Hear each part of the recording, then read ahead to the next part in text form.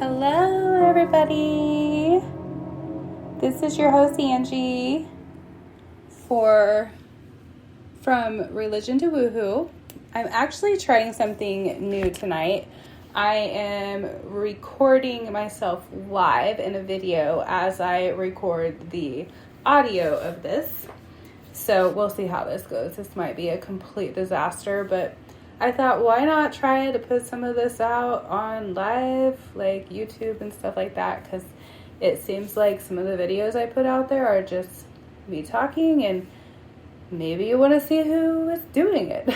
So, it is the day before Father's Day, and I will tell you that last year, it was my first year without my dad since I had lost him, and it was a hard year. It was a hard Father's Day, and I spent that Father's Day going out on a hike, and there's a special tree that I have for my dad. My dad was cremated, and so I will go spend time with him at that tree, and this tree is significant for me just because right after my dad passed, I was hiking a lot at that time, and the very first time that I heard my dad speak to me after his transition through spirit was out by this tree. So it's a very special tree. Every time there's a holiday, I will, for memorial reasons, I take a rock out there to him. Last year I took a rock out there and I wrote Father's Day on it. And this year I did take one out today with my stepmom, and it was really hot out, but I didn't put anything on it this year. I might go back out tomorrow just to do some more hiking. But we're having a weird pandemic of ticks this year where I live, and they're tiny little, really tiny little ticks. I found one on myself after we went today, and it was teeny tiny. I'm really glad I found it. So I'm a little worried about ticks right now because it's just I don't know what in the world's going on right in wherever I live. I don't know if everybody else is struggling with ticks as well right now, but I'm pretty sure that I would be okay if we didn't have those. Anyways, I wanted to jump on because I wanted to share about how divine timing is. And when we allow the timing of the universe to bring things into the present, when they're supposed to be happening for us, and how they're supposed to happen, and when they're supposed to happen, and all those things that are hard to allow, things just seem to always line up in a divine way without even realizing it sometimes, which is really freaking cool. I know I have talked to you all several times about my book, and I am happy to announce that it is done and it is published and you can purchase it now. So excited. It is on Amazon at the moment, so you can get it through Kindle or paperback, and it will be in retailers as well. I am not 100% sure how quickly the company I went through gets them out to retailers, but I do know that it usually goes into Barnes & Noble and Target and bookstores, things like that. So be watching for it. The title is Leaf Lessons: When Trauma and Religion Collide, the Process of Spiritual Awakening and Healing. And I have been in complete awe about how this book lined up the way that it did. I will tell you that when I first started writing it, I have felt compelled to write this book for over 10 years. I will tell you that, first of all. And I tried to get it out of me many years ago, and I would write maybe a chapter or two, and it just all of a sudden I had nothing else to say. I had no idea what it was. I thought I had ideas about what I was going to make the book about, but it never came out of me. And so I kind of had lost the motivation, or even thought, well, maybe I'm not supposed to do this. And so I didn't try for a long time.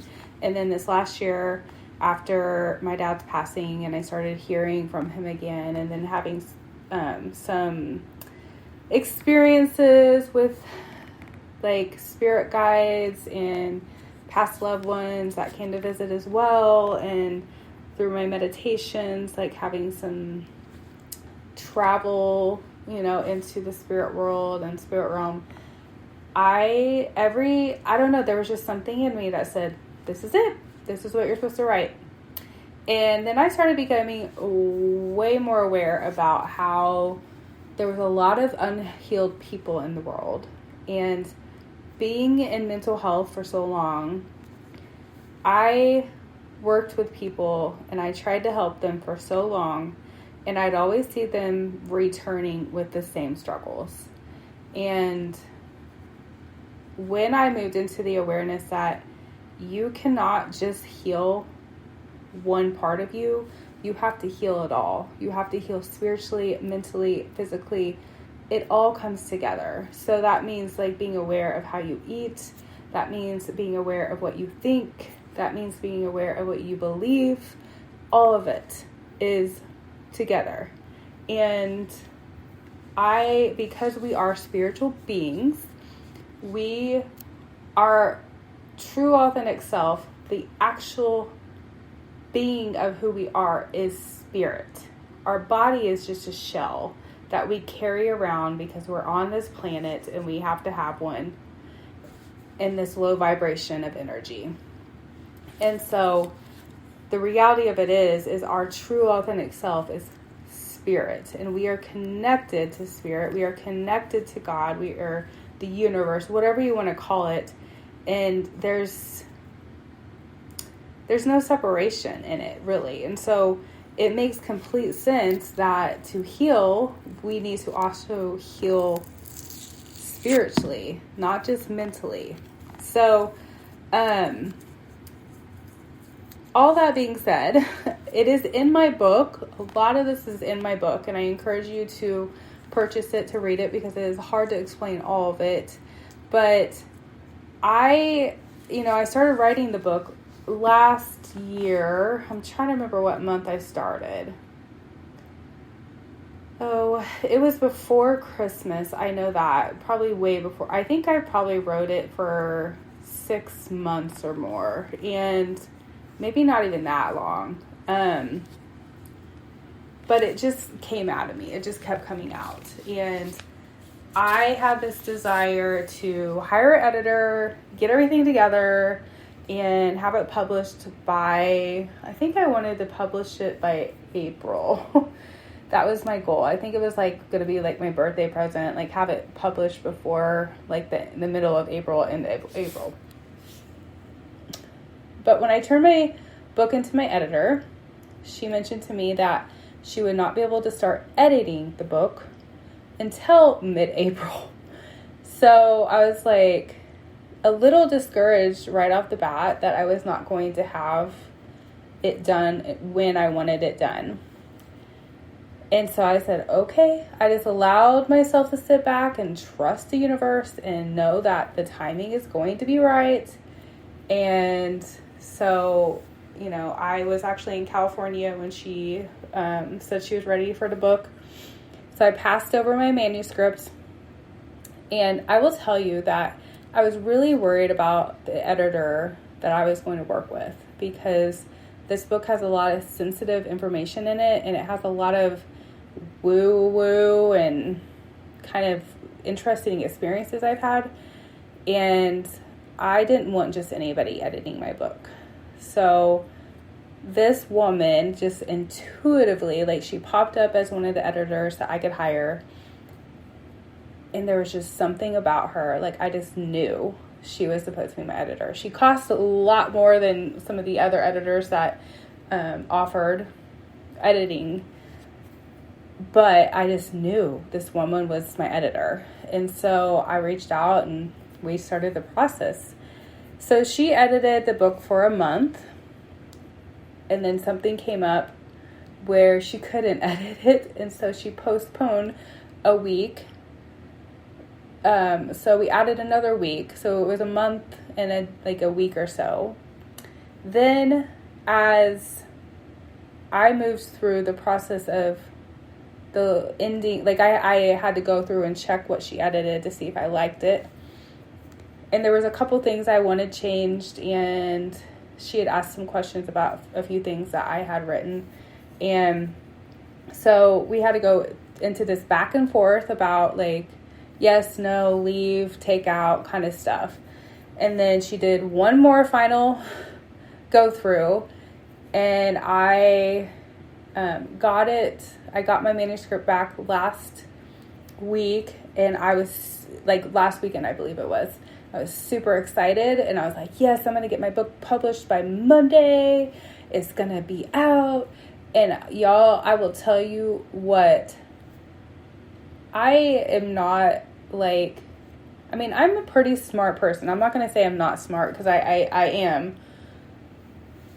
But I've never spent time like I never needed to worry about like making a format for anything or using all the like special tools in Word. And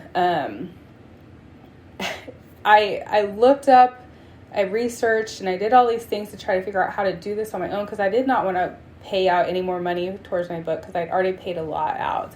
And I did the best I could, and I think I formatted my book at least 10 different times. And I will tell you, each time you format your book, it takes hours. It's not just like change margin, it's not all that. You got to go back through the entire book, make sure everything lines up, make sure all the words are, it's, oh my gosh, y'all, I was like stressed. I thought I would get it done. I would try to submit it. The format was wrong. And I was like, oh my gosh, I'm never going to get this done. Then I would get the format right. And then the cover wouldn't fit. And it was just like one thing after another. And I was like, oh my gosh, this is never going to get done. I was like staying up. Literally, I would get up and start working at 8 a.m. And I would work until 11 p.m. on this for at least 3 days.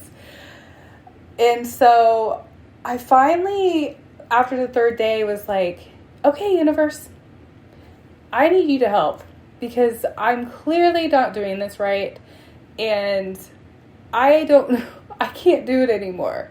So I finally just let it go.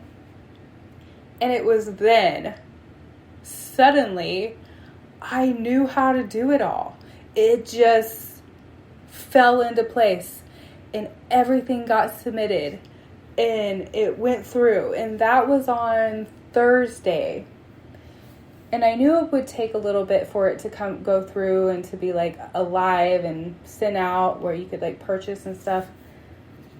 But you guys, you know what is really freaking awesome about this is I dedicated this book to my dad, because I really felt like he was pushing me towards writing this book, because I think that as he is on the other side, he saw that this was my calling to do in life.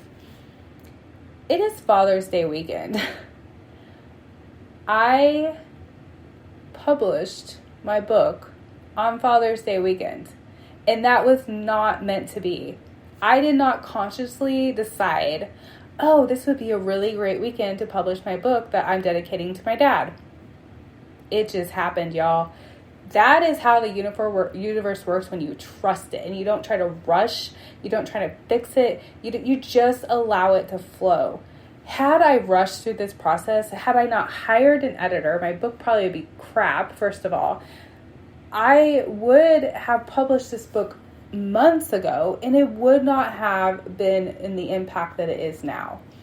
And it would not have lined up the way that it does now. So I learned some hard truths in this process of creating this, that trusting the universe's timing, not rushing it. When you are trying to move through something and you keep getting block after block after block. Trust it. Stop pushing through and trying to force things to happen. Things happen when they are supposed to. I was not supposed to write that book 10 years ago. I was not supposed to write that book 5, 3, 2 years ago. I was not supposed to write that book then. Even though it was planted inside me, I knew I was supposed to write a book. I had a compelling call on my life to create this book. And I tried several times to do it, and it wouldn't come out. But when it was time, y'all, it just happened. And then after I got it done, I had to completely trust the process of it getting out to everybody else. And I'm going to be 100% honest, y'all. I am nervous as hell about people reading this book because it has a lot of vulnerable stuff in it. And I have not told anybody except for my therapist half of this stuff. So I'm nervous and I'm scared about how it's going to be received. But I 100% know it was my calling, and I know it's going to help somebody. If it helps one person, that's all that matters. And it was published yesterday, at least on Amazon. You're able to get it there. And I have no idea how many copies I sold in that first day. But I sold a lot of copies. And so I'm just like in awe. Like, y'all, trust the universe. Trust the timing of your life. Trust when you get something shifts in you and you start to feel that this is what I am supposed to do, or this is how this is supposed to be, or whatever it is. Trust your intuition. And if it keeps bringing up a block in that moment where it's not meant to be in that moment or time, trust that too. It doesn't mean that you heard wrong or that you're not supposed to do what you felt that you're supposed to do. I'm in my 40s now, and I have known since early 30s, probably even maybe late 20s, that I was going to write a book. But I didn't want to just write it just to write it. Because there's a lot of people that do that. A lot of people want to just do something just because they want acknowledgement or they want to be seen. And y'all, I'm not doing this to be seen. I'm doing this because it was my calling. And if I get to be seen because of it, because then I get to help people, then let it be.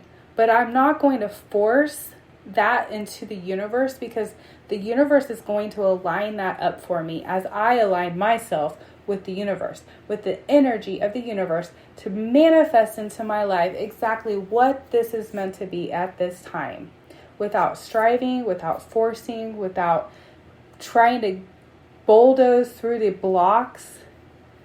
I already know there's going to be some obstacles in this process. I'm well aware. And I already know there's going to be people that judge my book and don't like it or feel angered by it, and there's going to be people that are inspired too. I'm going to get both. And I have to learn that it doesn't matter. If somebody hates my book, that is not my worth. My worth is not based on how somebody else feels about me. If somebody loves my book, still, that is not where my worth is found. My worth is not found in the fact that some other human likes me or enjoys something I created that came out of my spirit. I'm worthy because I am a divine being of light and love, and I come from the universal energy, and that alone makes me worthy. And that alone makes you worthy as well. So, I don't know who needs to hear this in this moment. What is going on with you?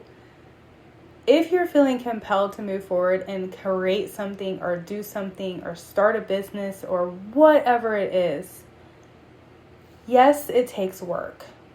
That book did not get written just out of the blue. I had to I made time to create the book. I made time to write the book. I made time to study how to do the book. All of it I did on my own. I studied how to publish. I studied all that.